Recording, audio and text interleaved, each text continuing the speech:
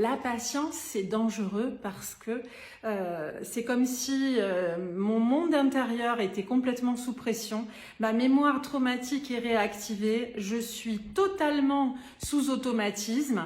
Ce sont les réactions que mes parents avaient avec moi et que j'ai enregistrées quand j'étais enfant qui ressortent, qui veulent ressortir sur mon enfant ou sur une autre personne. C'est extrêmement difficile de retenir ça. Il va falloir que cette colère gigantesque sorte à un moment donné et pour autant, je vais éviter de la sortir sur mon enfant, mes partenaires, mes amis, dans mon monde professionnel. Et si je retiens tout ça soigneusement en faisant preuve de patience, je me mets dans une espèce de conflit intérieur considérable et à un moment donné, ça sortira, on l'a vu, ça se désempilera.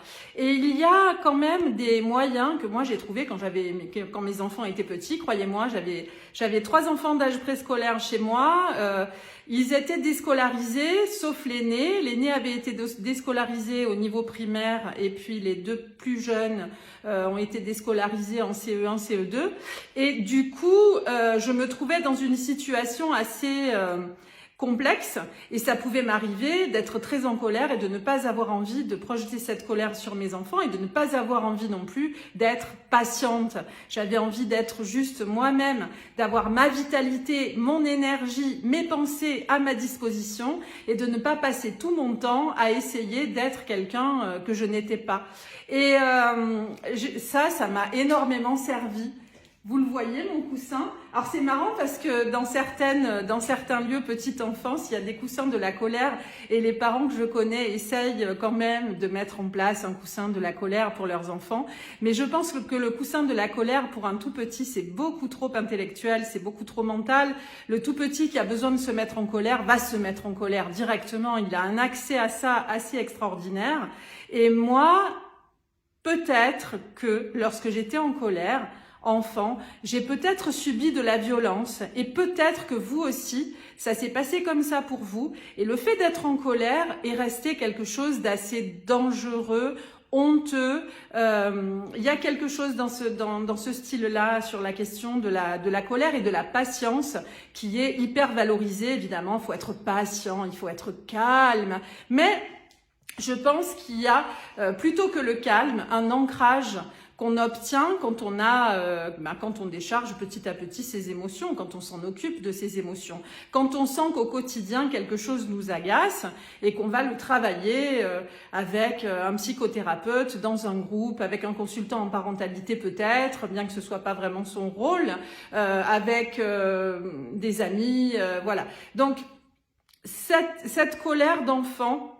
Le problème de ma colère, c'est qu'elle est gigantesque parce que j'en accumule depuis très très longtemps. J'en accumule depuis ma naissance et peut-être même in utero, j'ai été en colère.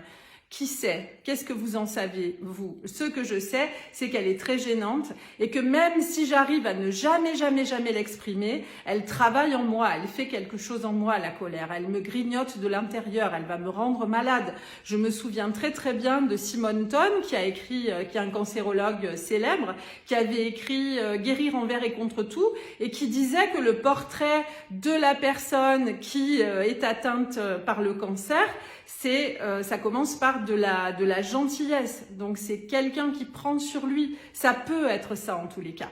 Donc voilà, je voulais vous dire un petit peu tout ça parce que c'est une émotion, la colère, avec laquelle on a pas mal de difficultés et c'est important de l'exprimer. Donc moi, quand j'étais jeune maman et que mes enfants, et même encore maintenant, ça m'arrive de faire ce genre de choses. Quand je suis très très en colère et que j'ai pas envie de projeter ma colère sur les autres, je vais dans ma chambre, je prends mon coussin et je crie dans mon coussin. Et je vais vous montrer comment je fais parce que quelquefois, je trouve que les parents sont en manque d'idées pratiques pour faire certaines choses, surtout des trucs comme ça. Parfois, on sait pas. Et puis, on a besoin d'avoir parfois aussi un exemple un exemple à suivre d'une certaine manière. Donc, je vous montre moi ma méthode. Et alors, quand j'ai fait ça, ça a lâché la pression. Vous avez vu? Là, je suis toute rouge. Donc, je pense que ce cri, très très souvent quand mes enfants étaient petits, ce cri était suivi assez souvent par des pleurs. Et il fallait vraiment que je sois à bout et que je me dise, bon, c'est ça où je leur tape dessus, quoi. Donc c'est moi qui m'isolais, en fait. Je m'isolais et mes enfants étaient pas contents que je m'isole, mais alors pas du tout. Mais ils pouvaient donner des coups de pied dans la porte et ils manifestaient leur mécontentement. Donc c'était moi qui m'isolais parce que je pensais vraiment fondamentalement que c'était mon problème. Évidemment, on pose des limites, on dit non aux enfants, il n'est pas question de ne pas le faire, on leur dit oui et on leur dit non, mais il y a des moyens de le faire et surtout des circonstances dans lesquelles, en général, on est plutôt dans une situation où on va gérer un conflit, un désaccord avec notre enfant. Et quand on est aux prises avec une mémoire traumatique, c'est-à-dire des émotions venues de l'enfance, des blessures venues de l'enfance, ça n'a rien à voir avec la situation présente. La situation présente est simplement un déclencheur. On parle aujourd'hui de trigger. Et c'est ça, je crois, qu'il est important de comprendre. Quand on a compris ça, on va éventuellement gérer le quotidien différemment et s'occuper de tous nos sentiments, de toutes nos émotions qui remontent et faire ce qu'on peut. Et vous savez que vous pouvez appeler la hotline SOS Parentalité, vous pouvez crier dans un coussin avec un écoutant de la hotline. Ça va vous aider à relâcher la pression dans un premier temps, à éviter les passages à l'acte. Vous pouvez aussi vous inscrire sur le groupe Facebook SOS Parentalité, le groupe Facebook du réseau Parentalité Créative. Et vous pouvez éventuellement aussi contacter un consultant en parentalité qui est parfaitement au courant des mécanismes émotionnels qui sont des processus de guérison pour les enfants et pour leurs parents. À bientôt!